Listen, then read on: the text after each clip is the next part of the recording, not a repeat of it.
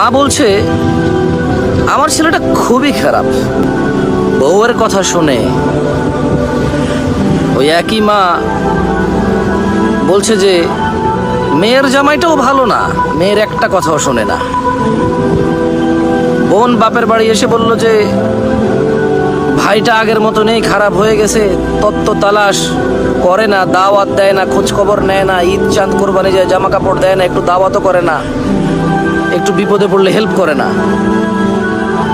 আবার ওই বোনটাই বলে আরে জানিস তোর দুলাভাইটা খুবই খারাপ, কাম কাজ করে করবি কি আর, বোনের দাওয়াত দে, বাগিনারে দাওয়াত দে, আজকে বোনের এটো হয়েছে, ভাইয়ের ওটো হয়েছে, সারাদিন তো বোন ভাই করে করে তার জীবন শেষ করে দিল। ভালো পড়েনি জামাইটা, মানে ভালো পড়েনি। অবাক অবাক করা চরিত্র না?